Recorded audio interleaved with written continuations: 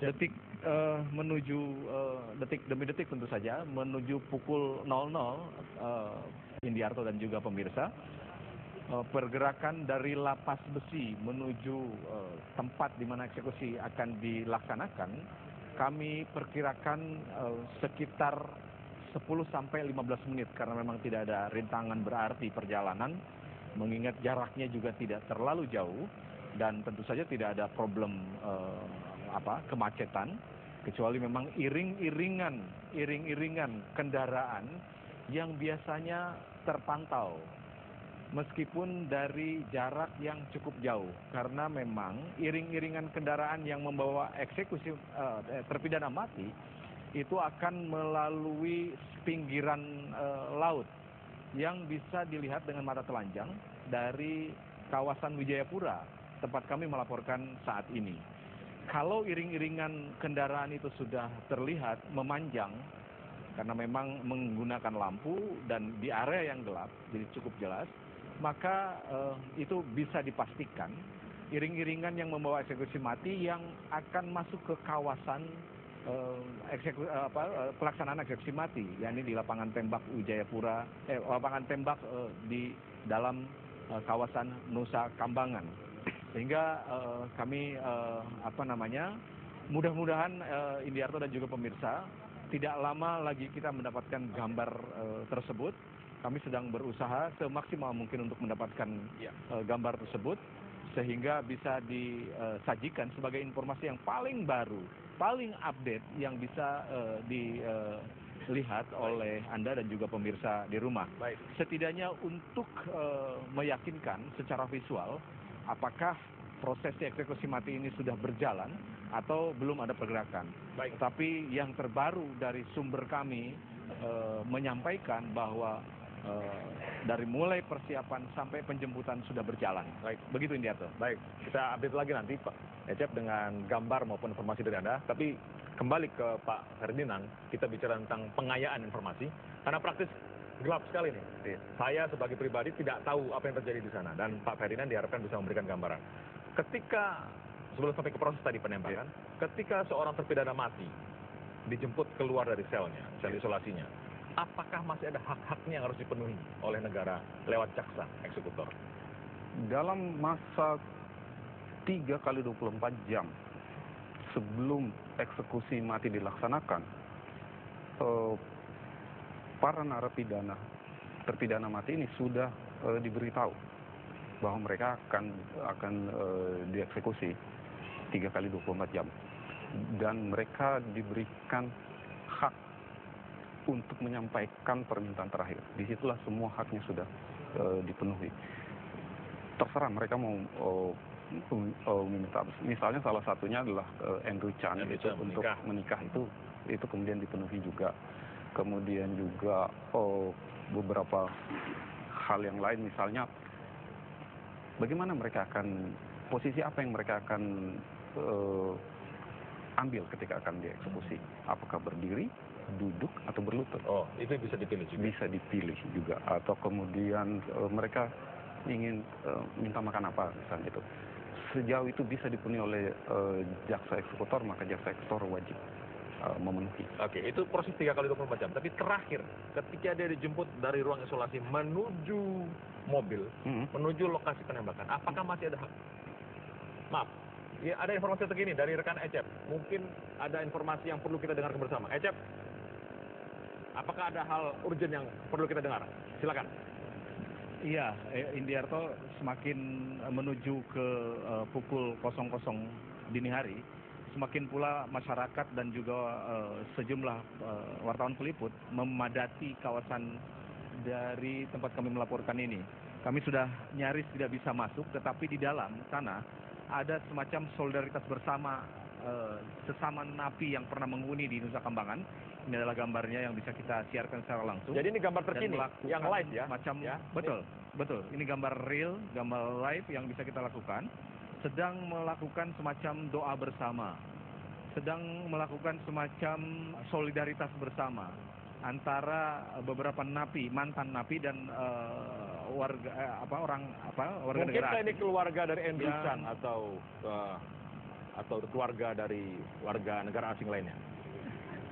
Ya, yang bisa kami pastikan ini adalah NGO, LSM dari Australia, Indiarto. Ya. Dan juga ada beberapa mantan napi di sini. Terlihat sekali secara detail bagaimana mereka menyampaikan solidaritas dan menangis kalau tidak salah kami saksikan sambil menyanyikan beberapa buah lagu di dalam sana. Tidak jauh dari kami, tapi tempat saya melaporkan ini, tetapi saya tidak bisa menembus karena begitu banyak orang yang ada di sini, tetapi kamera lain kami bisa menangkap peristiwa yang sedang berjalan saat ini. Mungkinkah ini rohani? Saya belum bisa. Ya. Iya, saya belum bisa memastikan apakah mereka bisa berkomunikasi langsung dengan rekan-rekannya yang sudah ada di dalam Nusa Kambangan atau tidak. Tetapi ekspresi kesedihan ini tampak betul dari para pendukung atau orang yang membangun solidaritas di lokasi ini. Seperti juga tidak ada yang menghalangi aksi solidaritas ini, karena memang pihak kepolisian di sini memberikan keleluasaan, begitu Indiarto, memberikan kebebasan mereka untuk menyampaikan ekspresi selagi memang tidak melakukan hal-hal yang bisa mengganggu. Dan salah satu dari mereka yang berkaos hitam bertulis ada tulisan, itu adalah salah seorang simpatisan atau solidaritas yang khusus datang dari Malang, Jawa Timur untuk menyampaikan solidaritasnya. Ya, kita sama-sama simak bagaimana kesedihan mereka tentu saja. Sebagai teman, sebagai sahabat, dan barangkali mungkin saja ada keluarga yang tidak lama lagi barangkali kalau eksekusi sudah dilakukan, mereka akan mendapat atau menerima kabar sedih bahwa eksekusi akan atau sudah dilaksanakan di kawasan Nusa Kambangan. Mereka hadir sesungguhnya sejak sore tadi, akan tetapi baru melakukan aksi solidaritas beberapa menit yang lalu, Indiarto. Dan jam di tangan saya sudah menunjukkan 10 menit ya, kalau tidak salah, hampir jam 12 atau pukul 00. Ini artinya memang saat-saat atau detik-detik menuju eksekusi mati akan berlangsung, akan berjalan. Dan teman-teman tim liputan TV One di sini meyakini, terutama beberapa yang sudah pernah masuk ke dalam kawasan Nusa Kambangan, termasuk saya sendiri, meyakini bahwa tidak akan ada hambatan perjalanan dari Lapas Besi menuju ke lokasi di mana akan dilaksanakan eksekusi mati. Sekali lagi ingin kami gambarkan kepada Anda bagaimana, Indiarto, kesedihan yang tampak betul di lapangan yang kami lihat dari para pendukung yang menolak atau setidaknya meminta eksekusi mati tidak dilaksanakan. Yang kehadiran mereka setiap hari bisa kita pantau ya, tetapi memang aksi solidaritas dilaksanakan pada malam hari ini. Sayang sekali kami belum bisa menginterview mereka mengingat jarak yang tidak dekat. Mudah-mudahan Stefani, reporter kita di sana, bisa lebih mendekat dan mewawancarai masing-masing dari mereka gitu ya. Kita tunggu atas aksi solidaritas yang akan dilaksanakan. Ecep, sambil menunggu update terkini dari informasi Anda, kembali ke Pak Ferdinand. Ketika ada situasi seperti sekarang, kembali proses dari seorang narapidana keluar dari sel, berarti sudah tidak ada lagi hak yang dia peroleh. Haknya sudah selesai untuk menuju tempat eksekusi. Hampir tidak ada. Hampir tidak ada lagi. Hak yang masih ada itulah hak untuk didampingi rohaniawan. Apakah rohaniawan juga bisa datang ke lokasi penembakan? Iya, bisa. Bisa. Kalau dia meminta? Diminta, ya. Di situ juga bisa. Menurut Undang-Undang Nomor 2 PNPS 1964, terpidana pun bisa meminta penasihat hukumnya untuk hadir. Oh iya. Iya, bisa meminta penasihat hukumnya. Jaksa harus menepati, harus memenuhi, atau bisa menolak? Tidak ada aturan yang mengatakan harus menepati atau menolak. Jadi kalau dilihat dari situ, itu bisa disimpulkan adalah itu diskresi. diskresi. Jadi jaksa bisa melihat. Tetapi biasanya kalau untuk rohaniawan itu diizinkan. Kita juga sampai menunggu gambar terkini dari sana. Pukul 24 hanya tersisa 3 menit lagi menurut jam yang ada di televisi. Apakah selalu pada pukul 24 proses eksekusi? Tidak. Siapa yang menentukan jam itu? Jaksa eksekutor. Jaksa eksekutor akan menentukan kapan saat yang paling baik. Jadi tidak tergantung kepada jam. Bisa saja sebelum jam 24, bisa sesudahnya. Tetapi kenapa biasanya dipilih tempat seperti itu kan untuk mengurangi tekanan. Kalau di Nusa Kambangan kan tidak ada masalah. Tetapi kalau dilakukan di tempat seperti di Nusa Kambangan, biasanya kalau setelah tengah malam kan biasanya lebih sepi begitu. Jadi orang apakah seorang jaksa eksekutor sedemikian memiliki kekuasaannya untuk bisa menentukan jam, menentukan semua aktivitas yang ada di lapangan, ataukah dia harus menunggu petunjuk dari pimpinannya? Tidak ada lagi petunjuk, karena ketika dia sudah menjadi eksekutor di lapangan, itu semua wewenang sudah didelegasikan ke jaksa eksekutor dan dia akan menentukan. Jadi tidak ada lagi menunggu petunjuk. Kalau hitung-hitungan seperti itu, jaksa eksekutornya harus seorang yang sangat senior dengan pangkat yang sangat tinggi. Tidak perlu pangkat yang sangat tinggi, tetapi dia punya kekuatan mental dan dia bisa menjalankan perintah, menjalankan prosedur dengan baik. Tidak perlu harus tidak terlalu berpengaruh kepada pangkat yang sangat tinggi. Oke. Kembali ke Ecep. Kurang 1 menit menurut jam kami yang ada di studio. Ecep? Ya. Informasi ada terkini dari sana?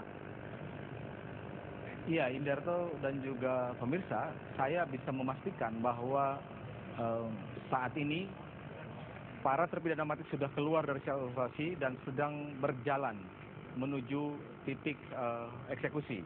Sekali lagi saya bisa memastikan menurut informasi yang kami dapatkan, para terpidana mati saat ini sudah keluar dari sel isolasi dan sudah berjalan menuju ke tempat eksekusi di mana eksekusi akan dilaksanakan. Itu yang paling baru, yang terbaru yang bisa kami dapatkan informasinya. Oke. Dan rekan saya Stefani barangkali bisa atau akan berbincang dengan di belakang saya ini karena memang kami tidak bisa menembus barikade orang-orang yang begitu banyak di belakang saya ini. Akan mewawancarai 1 atau 2 orang dari mereka yang membangun solidaritas. Silakan Stefani.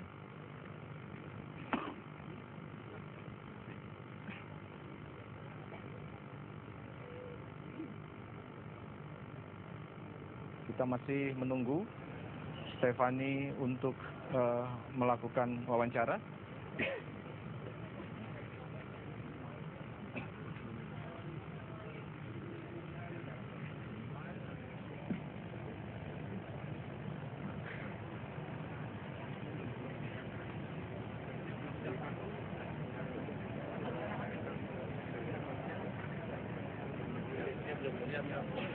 Nampaknya masih ada kendala teknis yang harus segera kami selesaikan, tetapi setadinya Stefani akan melakukan dan ternyata memang sudah berada di tempat ini.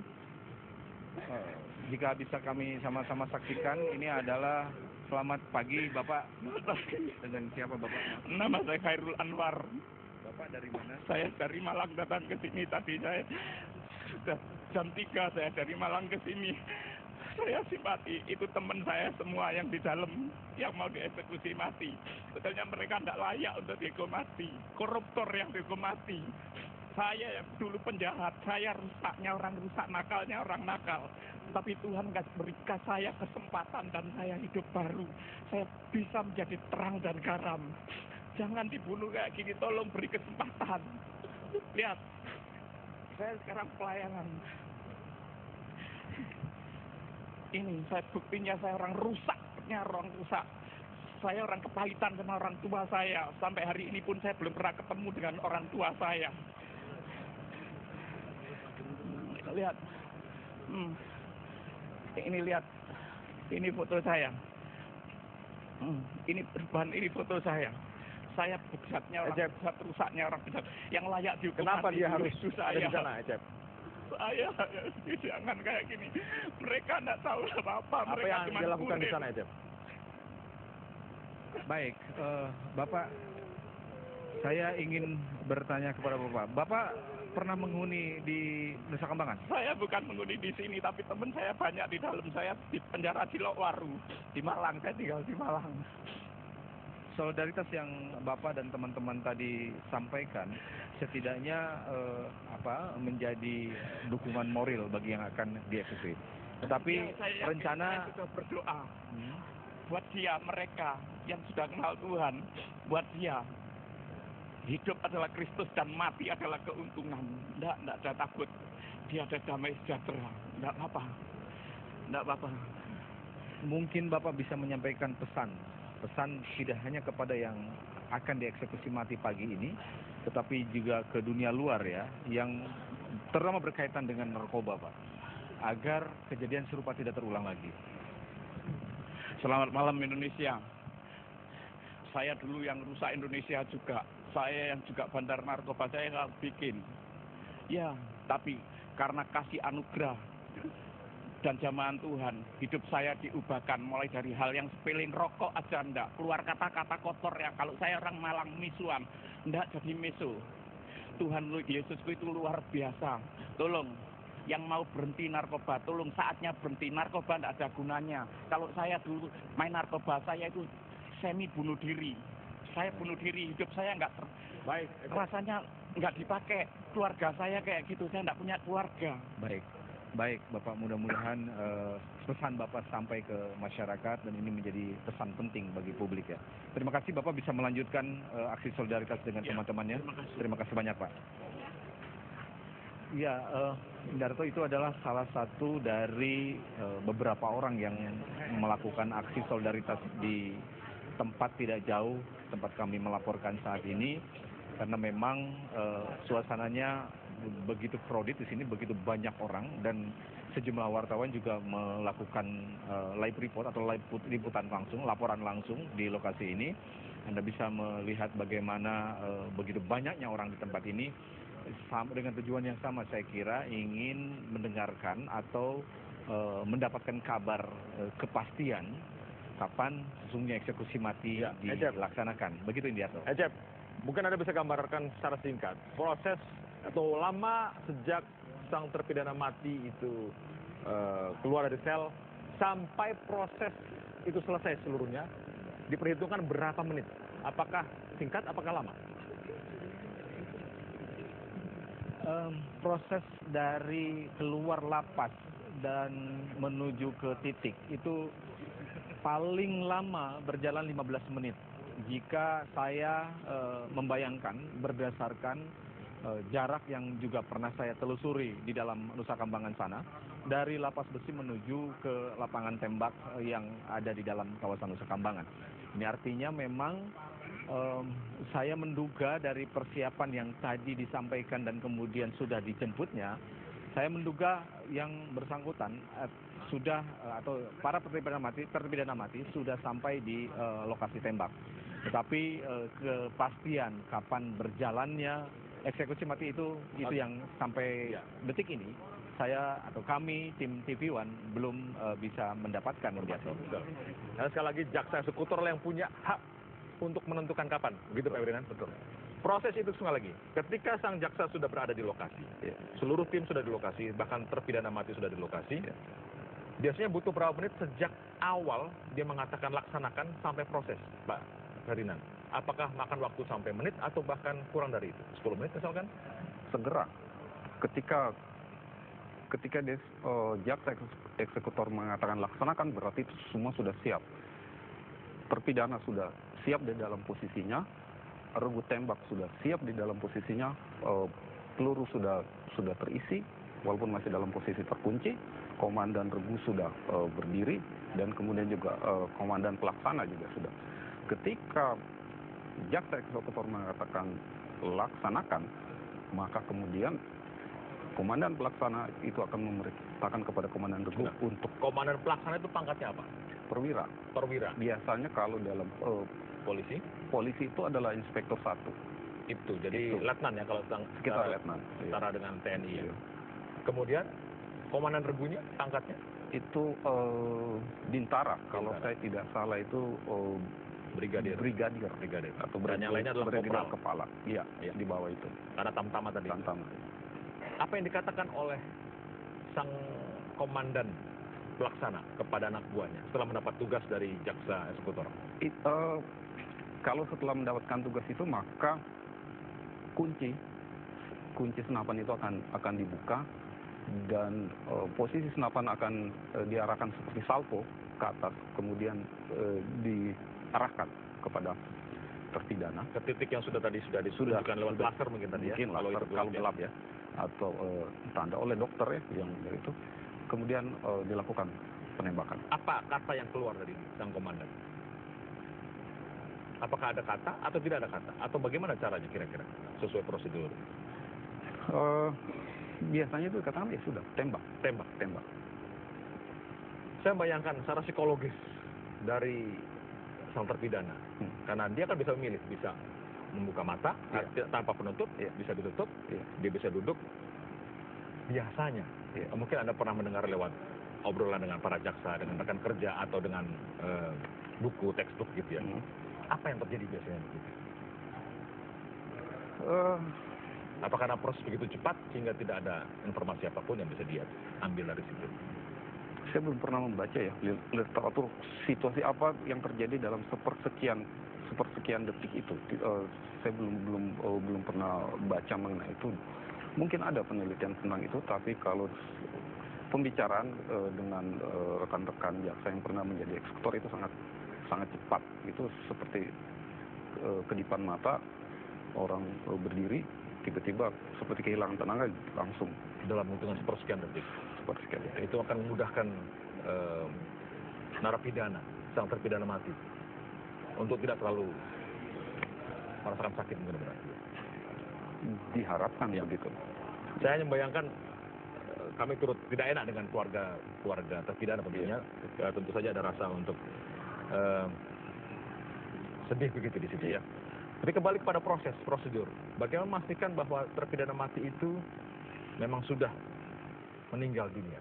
Ada tiga petugas atau pejabat yang akan memastikan di situ. Jaksa eksekutor, petugas medis dalam hal ini dokter, dan komandan pelaksana. Mereka bertiga akan datang mendekati tubuh yang telah ditembak itu. Dokter akan memeriksa dan menentukan apakah terpidana mati ini telah meninggal atau belum. Jika belum meninggal, maka jaksa eksekutor akan memerintahkan kepada komandan pelaksana untuk melakukan tembakan pengakhir. Tapi bukan komandan pelaksana yang melakukan tembakan pengakhir. Yang melakukan tembakan pengakhir itu adalah Bintara. Bintara itu sang brigadir tadi dia, brigadir polisi tadi. Itu adalah komandan Regu. Komandan Regu itu akan menggunakan pistol. Dan mengarahkan tembakan ke kening di atas telinga ya, di atas telinga. Itu disebut tembakan pengakhir. Oke, baik. Kembali ke Nusa Kambangan. Ecep, adakah informasi? Karena waktu terus berdetik begitu, dan kita berharap bahwa sudah ada kabar yang lebih jelas dari informasi terpidana mati. Ya, di sisi yang lain, tim TV One memantau bagaimana iring-iringan perjalanan dari para terpidana mati menuju ke lokasi di mana eksekusi akan dilaksanakan sudah terlihat dan sudah melewati. Itu artinya memang bisa dipastikan informasi-informasi sebelumnya yang kita sampaikan atau kami sampaikan kepada Anda dan juga pemirsa, bahwa iring-iringan itu sudah berjalan dan sudah berada di lapangan tembak kawasan Nusa Kambangan. Ya. Konfirmasi kalimat Anda, iring-iringan kendaraan yang membawa terpidana mati sudah berjalan. Betul. Betul, menuju Indiarto. lokasi eksekusi. Lalu silakan.